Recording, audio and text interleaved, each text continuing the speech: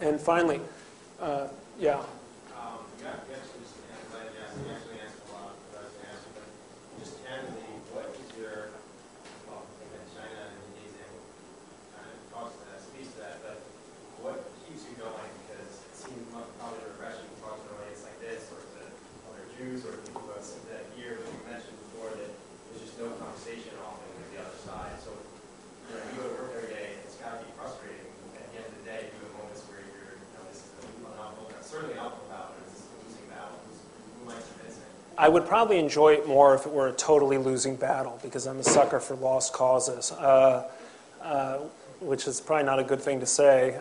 But look, I'm basically an optimist, and quite frankly, as between talking to you all, who are more or less, I suspect, sympathetic to what I'm saying, and going to a college campus and getting the Muslim Student Association to show up, I mean, that is true joy.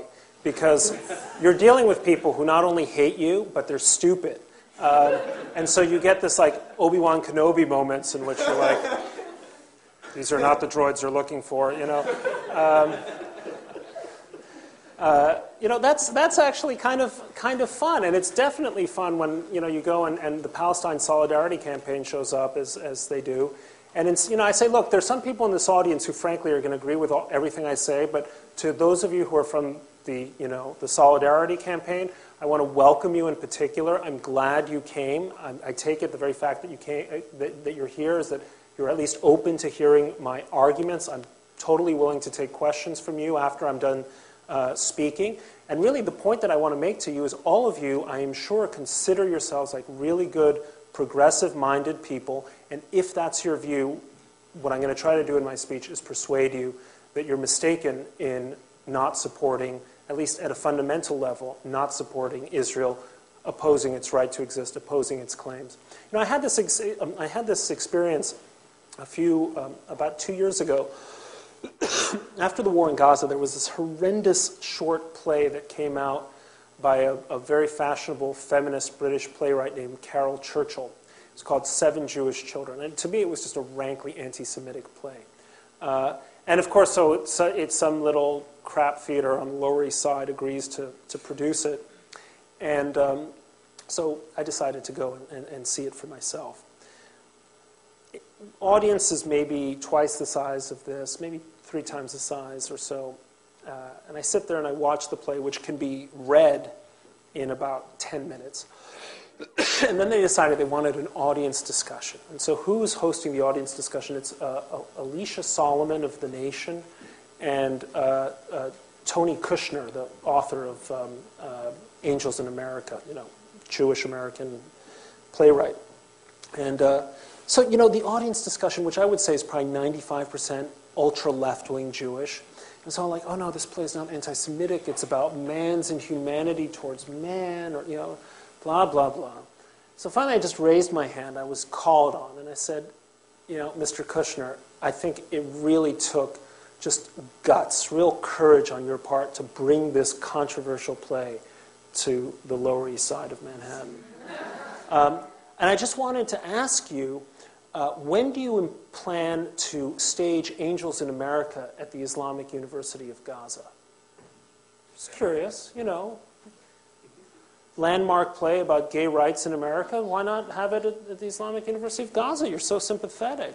I didn't say that, but so I asked that, and there was like this big, booing of me. But again, I enjoy that. I like being booed. I'd be happier if you would boo me at the end of this talk. And so he said, well, because I'd identified myself as being from the Wall Street Journal, and kind of dismissed me. But afterwards, he came up. He's like, I don't understand your question.